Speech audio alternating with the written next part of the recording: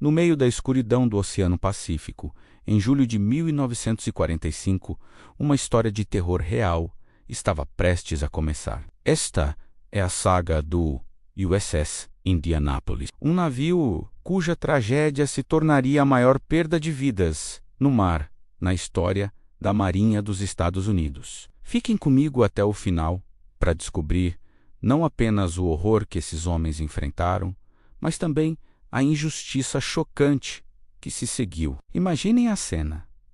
A Segunda Guerra Mundial está nos seus últimos suspiros. O USS Indianapolis, um cruzador pesado, acaba de completar uma missão ultra-secreta e de importância monumental. Ele entregou na ilha de Tinian os componentes cruciais da Little Boy, a bomba atômica que seria lançada sobre Hiroshima dias depois. Uma missão que mudaria o curso da história. Com o dever cumprido, o navio partiu em direção às Filipinas para se preparar para a invasão do Japão. Por uma série de falhas de comunicação e erros de cálculo, ele navegava sozinho, sem escolta, num mar que ainda era considerado zona de guerra. O alto comando acreditava que a rota era segura.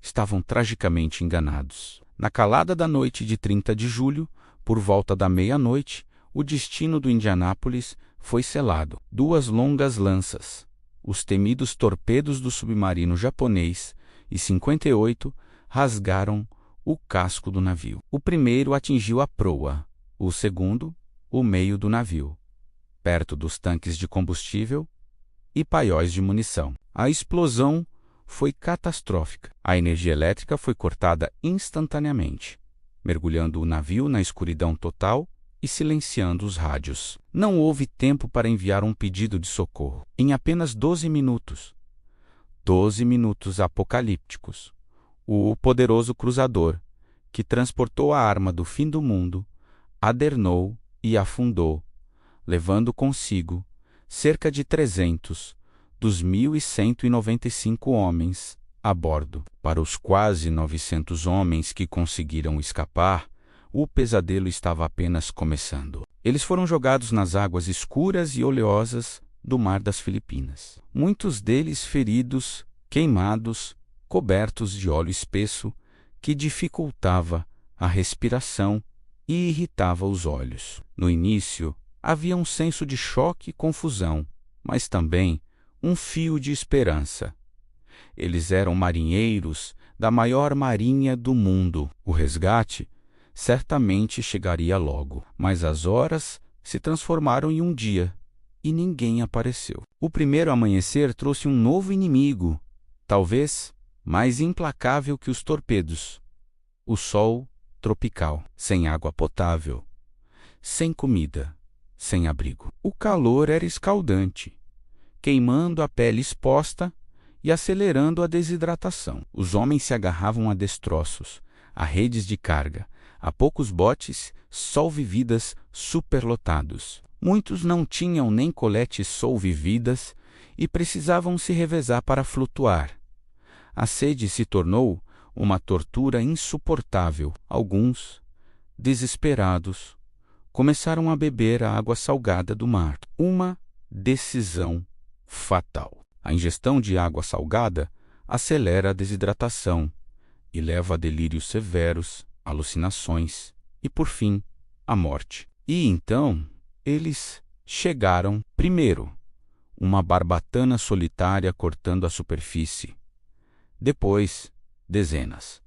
Logo, centenas. Os gritos dos homens e o sangue na água atraíram um frenesi de tubarões, principalmente tubarus galabranco-chanicos, conhecidos por sua agressividade. O que se seguiu foi um terror indescritível, um inferno aquático que durou dias. Os sobreviventes, impotentes, assistiam seus companheiros serem puxados para as profundezas, um de cada vez. Os gritos de pânico ecoavam pela vastidão do oceano. À noite, o medo era ainda maior. Qualquer toque, qualquer movimento na água era motivo de pânico. Ninguém sabia quem seria o próximo. O horror não era apenas físico. A mente dos homens começou a ceder. As alucinações causadas pela desidratação e pelo envenenamento por sal tornaram-se coletivas. Alguns homens viam um navio afundado, logo abaixo da superfície, com fontes de água fresca e comida, e mergulhavam para a morte tentando alcançá-lo. Outros acreditavam que havia uma ilha, logo ali, no horizonte, e se afastavam nadando do grupo, para nunca mais serem vistos. Brigas irromperam por causa de coletes solvividas ou por pura paranoia. Homens que lutaram lado a lado na guerra agora se voltavam uns contra os outros, enlouquecidos pela sede e pelo medo. O oceano se tornou um hospício flutuante. Enquanto isso, a Marinha dos Estados Unidos da América nem sequer sabia que o Indianápolis estava desaparecido. Devido a uma série de erros burocráticos, sua não chegada ao porto de destino não foi reportada. Para o mundo, o USS Indianápolis simplesmente havia sumido. Por 4 longos dias e noites, os homens lutaram pela vida, completamente sozinhos. O resgate, quando veio, foi por puro acaso. Na manhã do 4º dia, um avião de patrulha pilotado pelo tenente Wilbur Gwyn sobrevoava a área em uma missão de rotina. Ele notou uma mancha de óleo na água. Pensando ser de um submarino inimigo, ele desceu para investigar. Foi quando ele viu cabeças, dezenas de cabeças boiando, homens acenando desesperadamente. Gwyn imediatamente quebrou o silêncio do rádio e enviou uma mensagem desesperada.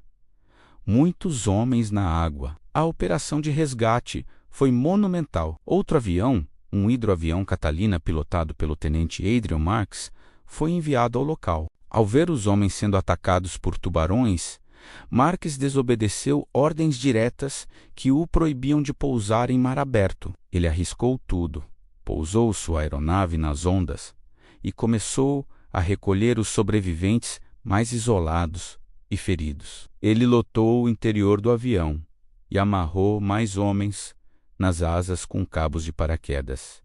Sua bravura salvou 56 vidas. Ao anoitecer, o destroyer USS Cecil Doyle chegou, o primeiro navio, no local, navegando na escuridão com seus holofotes ligados, dando esperança aos que ainda resistiam. Dos quase 900 homens que caíram na água, apenas 316 foram resgatados com vida. Mais de 580 homens morreram durante aqueles 4 dias infernais, vítimas da exposição, da desidratação, do afogamento e, claro, dos ataques de tubarão, que se acredita terem sido responsáveis por dezenas, talvez centenas de mortes, tornando este o pior ataque de tubarão a humanos já registrado. Mas a tragédia não terminou com o resgate. Em uma das maiores injustiças da história naval,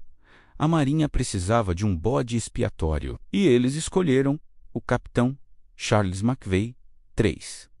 Ele foi levado à corte marcial sob a acusação de colocar seu navio em perigo por não navegar em zigue-zague.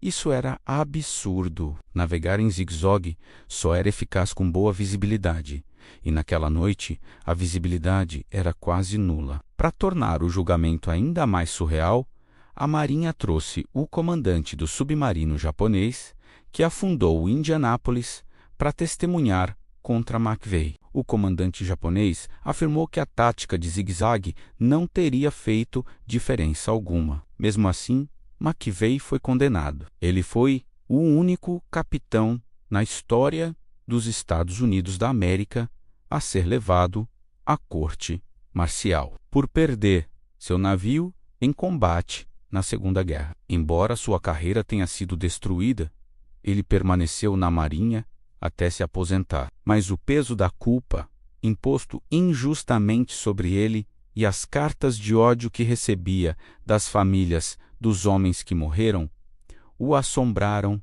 pelo resto da vida. Em 1968, Charles McVeigh tirou a própria vida. Apenas décadas depois, graças aos esforços incansáveis dos sobreviventes e de um jovem estudante chamado Hunter Scott, a verdade veio à tona. Em 2000, o Congresso dos Estados Unidos finalmente aprovou uma resolução que exonerou póstumamente o capitão McVeigh de qualquer culpa pela perda do Indianápolis. Uma justiça tardia, mas necessária. A história do USS Indianápolis é um lembrete sombrio da brutalidade da guerra, da fragilidade humana diante da fúria da natureza e da capacidade do homem de suportar o inimaginável. É uma história de heroísmo, sacrifício e, infelizmente, de uma profunda injustiça. Se essa história te arrepiou e te tocou, deixe o seu like para homenagear a memória desses homens corajosos. E se você não quer perder mais relatos incríveis como este, se inscreva no canal. Obrigado por assistir e até a próxima.